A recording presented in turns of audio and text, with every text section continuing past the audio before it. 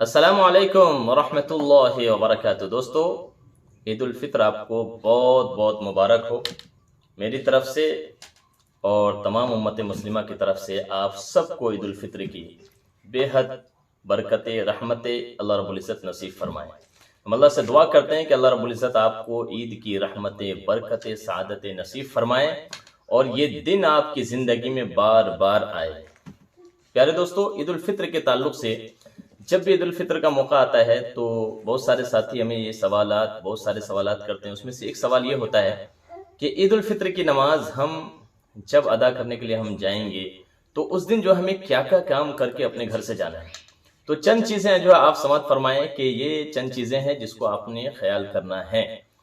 تو سب سے پہلی چیز یہ ہے کہ جب عید الفطر کے لیے جب آپ اپنے گھر سے جا رہے ہیں تو آپ سب سے پہلے یہ کوشش کریں کہ صبح کے وقت میں جو ہے آپ نماز فجر سے پہلے جو بیدار ہو جائیں اور جاگے آپ جو فجر کی نماز جو ہے آپ جماعت کے ساتھ جو ہے پڑھنے کی جو کوشش کریں۔ تو سب سے پہلا کام جو ہے آپ نے صبح صبح یہ کرنا ہے۔ دوسرے نمبر پہ کام آپ یہ کرنا ہے کہ نماز سے قبل بھی آپ نے یہ کوشش کرنا ہے کہ مسواک کا جو اہتمام کر لیں۔ اللہ کے حبیب صلی اللہ علیہ وسلم بہت زیادہ جو مسواک کا اہتمام کیا کرتے تھے، اور اللہ کے حبیب صلی اللہ علیہ وسلم فرمایا کہ السواک مطہرۃ للفم مرضات للرب، کہ مسواک جو ہے یہ منہ کی صفائی کا ذریعہ ہے اور رب کی خوشنودی کا ذریعہ ہے۔ اور اللہ کے حبیب صلی اللہ علیہ وسلم فرمایا لولا ان اشق علی امتی لامرتم بالسواک عند کل صلاۃ، کہ اگر مجھے اپنی امت پر مشقت کا خوف نہ ہوتا تو میں انہیں ہر نماز کے وقت میں مسواک کرنے کا واجبی حکم دے دیتا، تاکیدی حکم دے دیتا۔ تو یہاں سے آپ سمجھ سکتے ہیں کہ مسواک کے کتنے زیادہ فائدے ہیں، اور فرمائے کہ مسواک کے 70 فائدے ہیں۔ ان میں سب سے چھوٹا فائدہ یہ ہے کہ مسواک سے جو منہ کی بو زائل ہوتی ہے اور مرتے وقت کلمہ نصیب ہوتا ہے۔ اور ایک روایت کے اندر میں کہ 2 رکعتیں جو مسواک کر کے پڑھی جائے ایسی 70 رکعتوں سے افضل ہے جو بغیر مسواک کے پڑھی جاتی ہے۔ تو اس لیے دوستو، آپ نے صبح صبح اٹھ کر جو ہے آپ نے جو کام کرنا ہے اس میں سے ایک کام یہ ہے کہ مسواک کرنا ہے۔ مسواک آپ نے لازمی جو ہے کرنا ہے انشاءاللہ، اور یہ زندگی بھر کا معمول بنا لیں۔ ہمیشہ آپ مسواک کرنے کا جو اہتمام کریں انشاءاللہ۔ آپ دیکھیں گے کہ مسواک کرنے کی وجہ سے مسواک کے بہت زیادہ جو فائدے ہیں اس کے اندر میں یہ ہے کہ اس سے جو دماغ تیز ہوتا ہے، آنکھ جو ہے تیز ہوتی ہے، اور اسی طرح سے جو فرمائے بلغم کو جو خارج کرتا ہے، منہ کے اندر میں جو جتنی بھی بیماریاں ہو سکتی ان تمام چیزوں کا علاج ہے۔ اسی طرح سے جو آواز کو جو صاف کرتی ہے، اور بھی اس کے علاوہ بہت سارے جو ہے مسواک کے فائدے ہیں۔ تو اس کے لیے یہ کوشش کریں کہ آپ جو مسواک لازمی کریں۔ تیسرا جو کام آپ کو کرنا ہے وہ ہے غسل کرنا، یعنی عید الفطر کے دن جو ہے آپ نے تیسرا کام غسل کرنا ہے، اور پھر غسل آپ نے بہترین طریقے سے کرنا ہے۔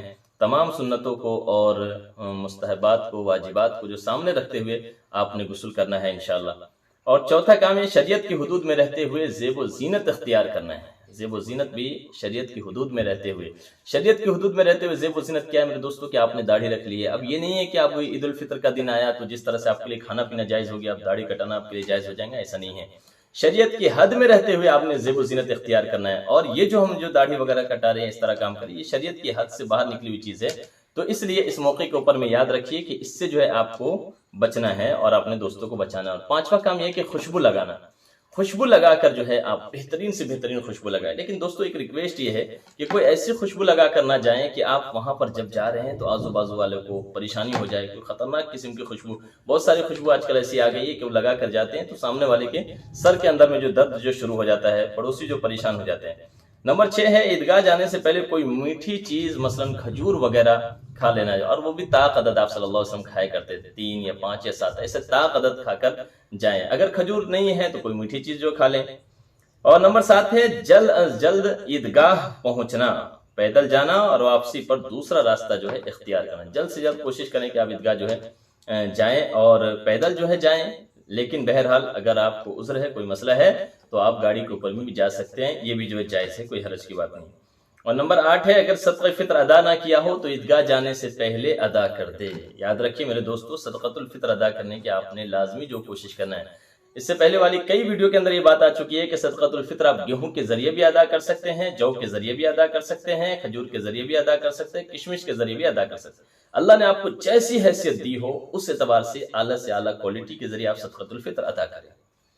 تو اس بات کو جو ذہن میں رکھے۔ نمبر 9 ہے عید کی نماز عیدگاہ میں پڑھنا۔ عیدگاہ میں پڑھنا یہ بھی جو ہے ایک اہم سنت ہے۔ آج کل ماشاءاللہ بہت ساری مساجد کے اندر میں بھی عید کی نماز ہوتی ہے، لیکن دوستو اصل یہ ہے کہ عید کی نماز جو ہے ہم عیدگاہ کے اندر میں جو پڑھیں، اور ایک اجتماعیت کا جو مظاہرہ ہو اور امت کے اندر اتحاد کا جو ایک مظاہرہ وہاں پر معلوم ہوتا ہے۔ نمبر 10 ہے راستے میں تکبیر تشریق پڑھتے ہوئے جانا، اللہ اکبر لا الہ الا اللہ واللہ اکبر وللہ الحمد۔ تو دوستو لیکن یہ جو پڑھنا ہے یہ آہستہ پڑھتے ہوئے جانا ہے، اور اسی چیز کو تکبیر تشریق کو ہم بقرعید میں پڑھیں گے تو زور سے پڑھتے ہوئے جائیں گے، تو دونوں میں جو ہے ذرا سا فرق ہے ان دونوں کے اندر، عید الفطر میں اور عید الاضحیٰ میں۔ دوستو عید الفطر کے موقع کے اوپر میں جہاں بہت سارے سوالات ہوتے ہیں، ایک سوال یہ ہوتا ہے کہ کیا عیدی ہم مانگ سکتے ہیں، اور عیدی دینا کیسا ہے، اور عیدی کسی سے لینا کیسا ہے؟ تو یاد رکھیے کہ دوستو مانگنا تو ظاہر سی بات ہے کہ کسی بھی حال میں پسندیدہ نہیں ہے۔ اللہ کے حبیب صلی اللہ علیہ وسلم فرمایا اذا سألت فاسأل اللہ واذا استعنت فاستعن باللہ، کہ جب مانگو تو اللہ سے مانگو، جب مدد چاہو تو اللہ سے مدد چاہو۔ اور اللہ کے حبیب صلی اللہ علیہ وسلم نے ایک جگہ فرمایا لا تسألون الناس شیئا، لوگوں سے کوئی چیز مت مانگو۔ تو مانگنا تو جو ہے یہ بہتر نہیں ہے، لیکن اللہ رب العزت نے ہمیں حیثیت دی ہے، ہم صاحب استطاعت ہیں، تو اپنے ماتحتوں کو، ملازموں کو اور بچوں کو جو ہے ہم جو خوش دلی کے ساتھ جو عیدی دیں۔ اسی طرح سے جو ہے شوہر ہے وہ بیوی کو جو عیدی دے، اسی طرح سے جو بیٹا ہے وہ ماں باپ کو عیدی دے، ماں باپ جو اپنے بچوں کو جو عیدی دے۔ تو بہرحال عیدی ہر ایک جو ہے کوئی دوسرے کو جو دے سکتا ہے، کوئی تحفہ دے، کوئی گفٹ دے۔ مسلمانوں کو فرمایا کہ کسی کا اچانک سے جو دل خوش کرنا یہ بھی بہت زیادہ ثواب کی بات ہے۔ آپ اپنی بیوی کا دل خوش کریں، اور اسی طرح بیوی اپنے شوہر کا دل خوش کریں، اور اسی طرح سے جو ہے اسی طرح سے ماں باپ جو ہے یہ اپنے بچوں کا دل خوش کرے، اور بچے جو ہے ماں باپ کا دل خوش کرے۔ تو یہ بہت زیادہ جو ثواب کی چیز ہے اور بہت زیادہ بہتر چیز ہے۔ اس لیے اس موقع کے اوپر میں آپ جو ہے ذرا سا اپنا دل جو بڑا کریں، کشادہ کریں، کنجوسی کو جو ذرا سا نکالیں۔ پیسے بچانے کے بہت سارے موقع ہیں، ہم بہت ساری چیزوں کے اوپر الٹے سیدھے پیسے خرچ کرتے ہیں، لیکن یہ وہ موقع ہوتا ہے کہ اس میں جو ہم کنجوسی کر دیتے ہیں، تو اس سے جو ہمیں بچنا چاہیے، اور اس وقت ہمیں اپنا دل بڑا کرنا چاہیے، اور دل بڑا کر کے آپ اپنے رشتہ داروں میں، دوست احباب میں، جو بھی آپ کے یہاں ضرورت مند ہو ان کو جو ہے آپ یہ جو ہے آپ دیں، انشاءاللہ عیدی دیں۔ اور دیکھیں اللہ کے حبیب صلی اللہ علیہ وسلم فرمایا کہ تہادو تہابو، آپس میں ایک دوسرے کو گفٹ دیا کرو، ہدیہ دیا کرو، کہ اس سے جو ہے محبت بڑھتی ہے۔ تو محبت بڑھانے کے لیے ایک زبردست طریقے کا جو یہ ایک نسخہ ہے، تو آپ جو ہے خوب دل کھول کر جو اپنے ماتحتوں کو، دوست احباب کو، اپنے رشتہ داروں کو جو ہے یہ عیدی آپ دے سکتے ہیں، معصوم بچوں کو جو دیں۔ اسی طرح سے معصوم بچوں کے تعلق سے کل کے دن میں ایک ذرا سا رعایت جو ہے رکھی گئی ہے کہ کل کے دن میں بچے جو ہے مستیاں کرتے ہیں، ٹھکانے مچاتے ہیں اور کھیلتے ہیں، تو عید کے دن میں جو ہے اس کی گنجائش رکھی گئی ہے کہ بچوں کو جو بہت زیادہ جو ہے ڈانٹ ڈپٹ نہ کی جائے، ان کو خوشیاں منانے دی جائے۔